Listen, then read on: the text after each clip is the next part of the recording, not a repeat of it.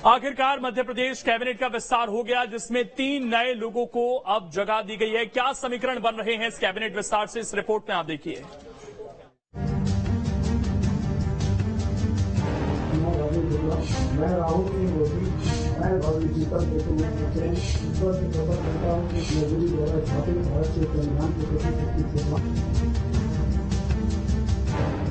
Shivraj cabinet का हुआ विस्तार। 3 विधायकों ने ली मंत्री पद की शपथ। जो अटकलें पिछले कई दिनों से लगाई जा रही थी, अब उस पर ब्रेक लग गया है, क्योंकि लंबी माथापच्ची के बाद सरकार में 3 मंत्रियों को शपथ दिला दी गई। गौरी शंकर बिसेन और राजेंद्र शुक्ला को कैबिनेट मंत्री बनाया गया है, जबकि राहुल लोधी को राज्य मंत्री बनाया गया है।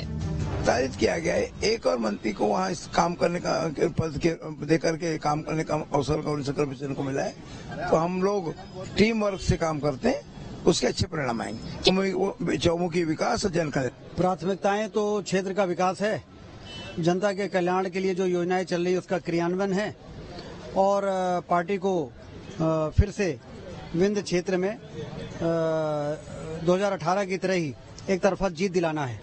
यही हमारे लक्ष्य हैं, प्राथमिकताएं हैं। पार्टी ने जो विश्वास और भरोसा जताया है उसका पूरा ताकत के साथ उसमें लगेंगे और बुंदेलखंड में जितना ज्यादा काम कर सकते हैं उतना ज्यादा काम करेंगे। डेढ़ महीने तो बहुत है। बहुत फायदा होगा। पार्टी ने कुछ सोच के, सीएम साहब ने कुछ सोच के इतना डिसीजन लिया और मेरे ख्याल से सही समय पे डिसीजन हुआ है, और जितना हम लोग को मौका मिलेगा ज्यादा से ज्यादा काम करने का प्रयास करेंगे।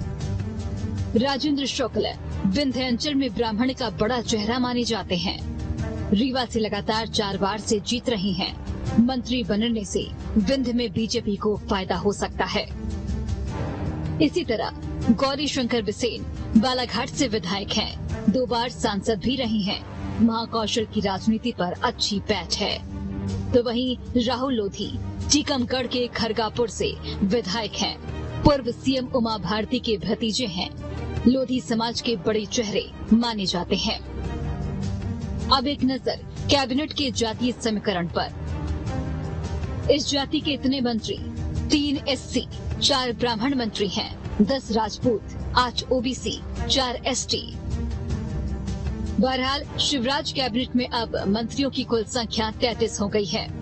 अब आपको संभाग के बारे में भी बताते हैं कि इस संभाग में कितने मंत्री। सागर संभाग की बात करें तो 4 कैबिनेट मंत्री, 1 राज्य मंत्री।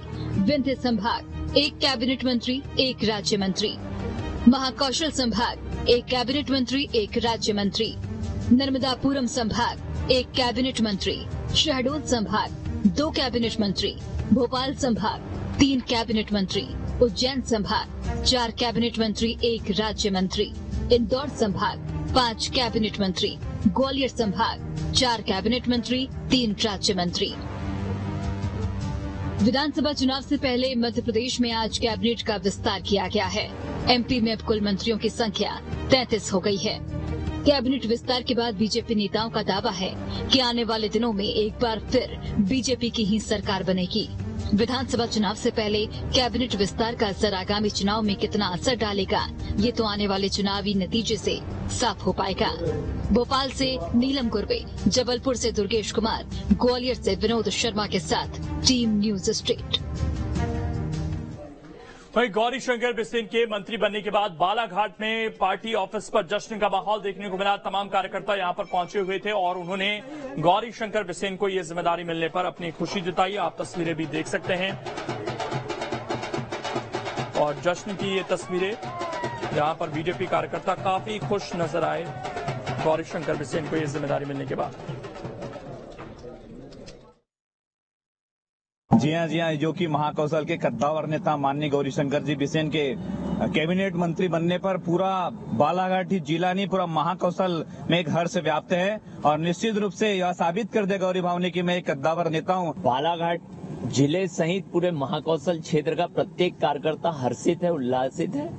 वहीं आम जनों में भी इसका हर्ष है, क्योंकि हमारे एक ऐसे जननेता भाऊ जो हर समय हर पल 24 घंटे सभी के लिए जिनके दरवाजे खुले रहते हैं और हर कार्यकर्ता से लेकर आम जनों की चिंता करने वाले, क्षेत्र के विकास की चिंता करने वाले हमारे भाऊ को जो मंत्री बनाया गया है, निश्चित तौर पर ये बड़ा सम्मान उन्हें दिया गया है। वहीं रीवा से राजेंद्र शुक्ल को इस कैबिनेट में जगह मिली है, जिसके बाद रीवा में भी जश्न की तस्वीरें देखने को मिली और विंध्य से लंबे समय से मांग भी आ रही थी कि किसी को कैबिनेट में जगह दी जाए। वरिष्ठ नेता राजेंद्र शुक्ल को यहां पर जगह दी गई, जिसके बाद पटाखे फोड़कर जश्न मनाया गया। साथ ही ढोल नगाड़ों के साथ भी जश्न मना, मिठाइयां बांटी गई। इस दौरान कार्यकर्ताओं ने कैबिनेट मंत्री पद का दर्जा मिलने पर आला अधिकारियों को धन्यवाद दिया।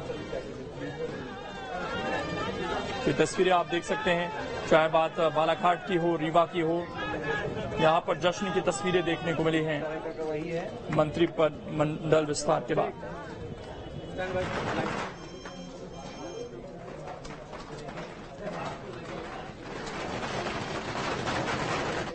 आगे बढ़ेंगे, बात मध्य प्रदेश में होने जा रहे चुनाव की, जिसको लेकर तैयारियां जोर शोर से चल रही हैं। चाहे बात बीजेपी की हो या कांग्रेस की हो, दोनों ही पार्टियां तैयारियों में जुटी हुई हैं। अलग अलग स्तर पर ये तैयारियां चल रही हैं। वहीं गुजरात के लीमखेड़ा विधायक शैलेश भाई भाभोर एक सप्ताह से अलीराजपुर में हैं और लगातार बूथ कार्यकर्ताओं के साथ बैठक कर ग्राउंड रिपोर्ट ले रहे हैं। शनिवार को प्रेस कॉन्फ्रेंस कर शैलेश भाई भाभोर ने मध्य प्रदेश में बीजेपी की सरकार बनाने का दावा किया।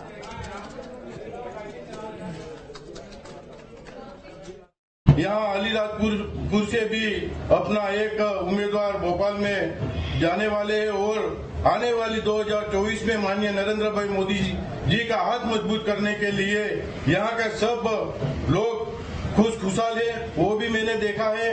और इस बार बहुत अच्छा बढ़िया वातावरण है, तो बीजेपी सरकार 101% बनने जा रही है। वहीं अगर आगर मालवा की बात करें तो यहां भी लगातार चुनाव को लेकर तैयारियां देखने को मिल रही हैं और बयानबाजी का दौर भी देखने को यहां पर मिल रहा है। आगर मालवा में टिकट बंटवारे को लेकर बीजेपी के प्रवासी विधायक अमोल भाई भट्ट ने बड़ा बयान दिया। एक सवाल के जवाब में अमोल भाई ने कहा, बीजेपी स्थानीय विधायक को प्राथमिकता से टिकट देगी। ऐसा मानते हैं हर पूरी प्रदेश में और देश में कि हो सके तब तक स्थानीय उम्मीदवार हो तो ही अच्छा है। और हमारा भारतीय जनता पार्टी का ट्रेंड भी यही रहेगा कि स्थानीय उम्मीदवार को टिकट दी जाए। हमारी भी यही कोशिश रहेगी। अगर किसी स्पेशल सर्कमस्टेंसेज में प्रदेश नेतृत्व या राष्ट्रीय नेतृत्व किसी बाहर के उम्मीदवार को यहाँ लाता है तो भी हमारी जिताने की उम्मीदवार है, पर हमें विश्वास है कि स्थानीय उम्मीदवार